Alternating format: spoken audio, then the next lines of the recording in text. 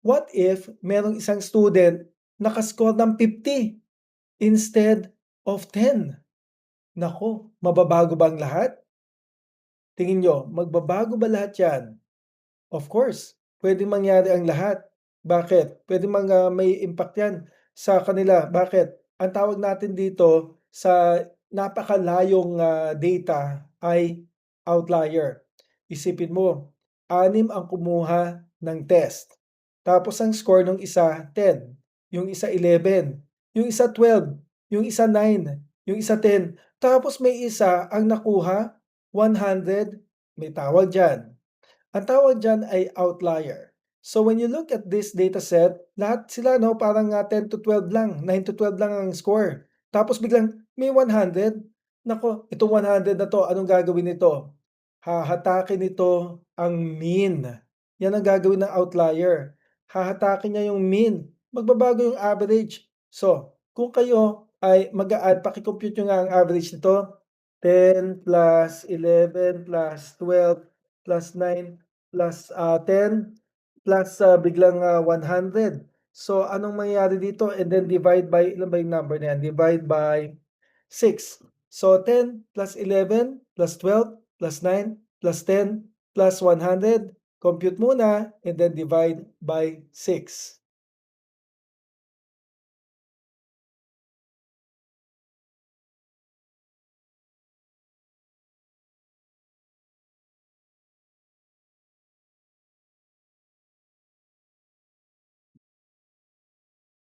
So again, ang total nito ay ano, 152. So again, ang total niyan ay 152, divide mo by 6 and what do you get? 25.33. So tingnan niyo, kung tinanggal kaya natin 'tong outlier, 'tong napakataas na score, siyempre kung, tinanggal natin 'yan, ang mangyayari hindi lahat aakyat 'no? Tingnan niyo ang epekto nitong single score na 'to, yang, outlier. That single score pulls the mean upward. Kasi 'pag tinanggal mo 'yan, ilan lang 'yan, 10 plus 10, 20, 10 plus 11, 21, plus, 12, 33, plus 9, 42, plus 10, eh, di 50. 52 divided by 5 lang 'yan. So again, 'yan ang mangyayari kapag ang ginawa natin, tinanggal natin yung outlier.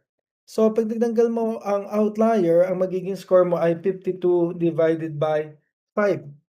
So kung, 52, 1, 2, 3, 4, 5. Kung 52 divided by 5, well, that is, 10 'no, 'di ba? 52 divided by 5 and, what do you get? So parang nasa 10 lang siya, 10.4. So tandaan natin, itong, 10.4 na ito, 'yan ang, average, ito ang mean kapag wala yung outlier. Pero kapag sinama mo ang outlier, tignan mo ang nangyari sa mean mo.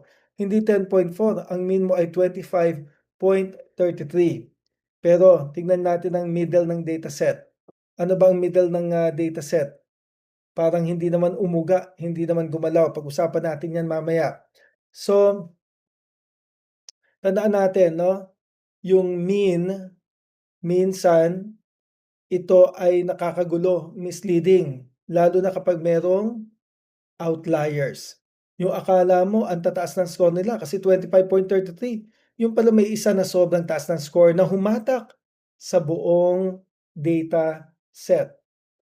Right now, tignan mo natin ang, tungkol sa median. So dito sa median, para mahanap natin ang, median, kailangan meron tayong, titignan na mga scores. So balikan kaya natin yung kanina, 10, 11, 12, 9, 10. 10, 11, 12, 9, 10. So kapag nilagay ko dito ang 10, 11, 12, 9, and, 10, hindi yan ang tamang paraan ng paghahanap ng median. Kailangan arrange mo ang scores in order. So 9, 10, 10, 11, 12, mabuti pa lagyan natin 'to ng, 13 para medyo for the sake of the easier analysis, 'no? Dagdagan pa natin ng, 15, 'yan. Okay. So ano ba ang median dun sa nasa taas? Ang median sa taas ay 9.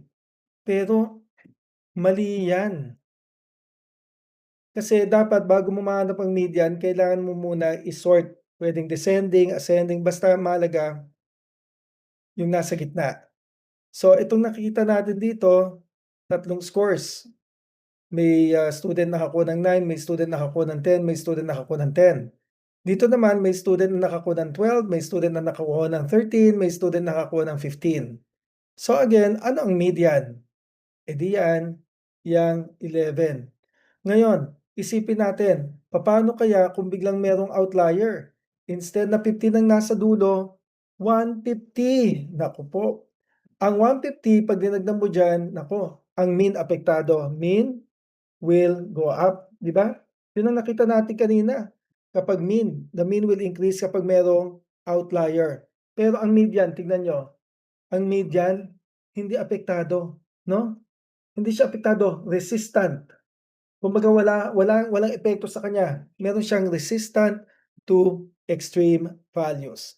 So again, when we look at median, that is the middle of the data set. At ang outliers, itong mga outliers, walang epekto yan sa median. Pero pag may outlier ka, may epekto yan pagdating sa mean. Now, let's look at the median. The example, so 579 ang score na binigay sa'yo, ang middle value 7, o simple. O ang median focuses on order, hindi arithmetic computation.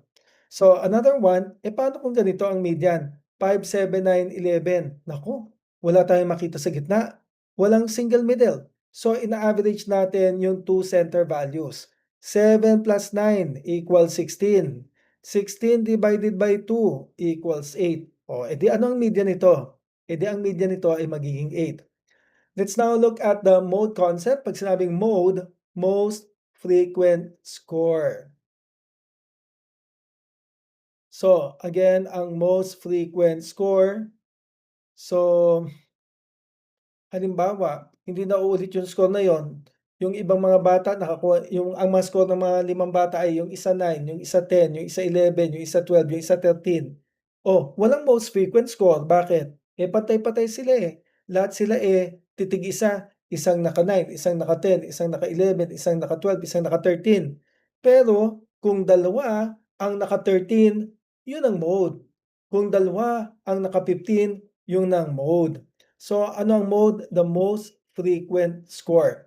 So halimbawa, ito ang dataset mo. May isang estudyante nakakuha 9, yung isa 10, yung isa 12, may isa pa nakakuha ng 12, isa pa nakakuha ng 12, yung isa 13, isa 14.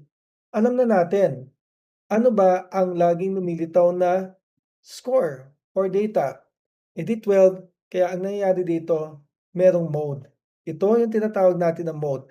Ang mode maganda 'to lalo na kapag categorical ang data. Again, maganda ito kapag categorical ang data. Ngayon, ano pa kaya ang, mode? Halimbawa, 9, 10, 12, 12, 12, tapos 13, 14, 15, 15. Okay, so ang tanong natin ngayon, ano ang most frequent na score na lumitaw? Yung 12-12 most frequent, yung 15-15, aha, dalawa ang most frequent score natin. At dahil dalawa ang most frequent score, may tawag tayo dito. Ang tawag natin dito ay bimodal. So ang tawag natin dito ay bimodal. So let's now compare the three. Ang mean, very sensitive. Napansin niyo yan, 'di ba? Paano niyo napansin na very sensitive ang mean? Aba, kung merong score out of 10, yung isa naka-5, isa naka-6, isa naka-7, isa naka-8, tapos biglang may nakita ka na 20, naku, yung mean apektado. Eh, 'di ba hanggang 10 lang ang score? O baka naman mamaya mali ang encoding kaya nagkaroon ng 20. Kaya dapat very sensitive din. Ang median napaka-stable niyan, 5, 6, 7, 8, kahit lagyan mo pa yan ng 100 sa dulo, ang median resistant yan sa mga outlier. And again, kapag tinitingnan naman natin ang mode naman anong ginagawa niyan? Yung, most frequently appearing na numero, yun ang mode. And sa example natin ngayon, by this time, you already know kung ano na yung mode dito. Ang mode natin yung laging lumilitaw, therefore the mode is 7. So again, the mean is sensitive, the median is stable, and the mode highlights the frequency patterns. So sa pagpili ng measure of central tendency, hindi yan mechanical, it is analytical.